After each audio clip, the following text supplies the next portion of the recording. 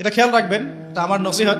যে নসিহতটা আমি শিখেছি লাস্ট 1 মাসে, প্রতিনিয়তই কোনো না কিছু শিখছি, আমরা শেখার উপরেই আছি। তো বিগত 1 মাসে একটা নসিহত শিখেছি এবং আমার ওস্তাজ তিনি আমাকে এই কথাটা বলেছেন পার্সোনালি। তার কথা বলার আগেই এই লেসনটা আমি পেয়ে গেছি। আমি বললাম আপনি বলার আগেই আমি এটা শিখে ফেলেছি। নসিহতটা করব। আল্লাহ রাব্বুল আলামিন যদি আপনাদের কাউকে খাস করে কোনো সত্য স্বপ্ন দেখান বা কোনো অন্তর্দৃষ্টি দান করেন বা কোনো কারামত বা নিয়ামত দান করেন খাস করে, যেটা হয়তো সবাই পায় না সাধারণত, তাহলে সবার সামনে বলতে যাবেন না। কারণ এমন হতে পারে যে জাহেল মানুষরা আপনার কথার অর্থ বুঝতে পারবে না। এটা একটা শিক্ষা। যদি আল্লাহ রাব্বুল আলামিন আপনাকে খাস করে কোনো সত্য স্বপ্ন দেখান বা কোনো কারামত দেন বা স্পেশাল কিছু যেটা আপনি সবার মধ্যে পাচ্ছেন না, তাহলে সবার সামনে এটা বলার কোনো প্রয়োজন নাই।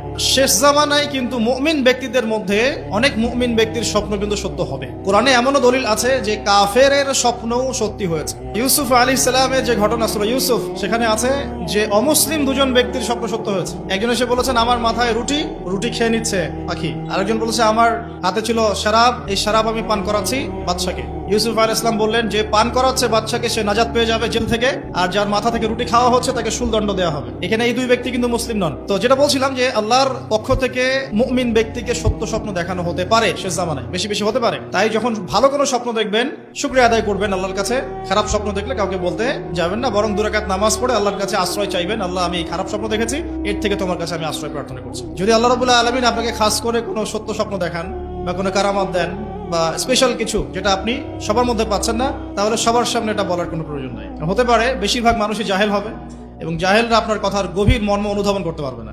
তো এই শিক্ষাটাও শিখে নেন। এখন নবীগণের স্বপ্ন হচ্ছে ওয়াহি। শেষ জামানায় মুমিনদের স্বপ্ন সত্য হতে পারে, আর নবীদের স্বপ্ন কিন্তু ওয়াহি। ওয়াহি মানে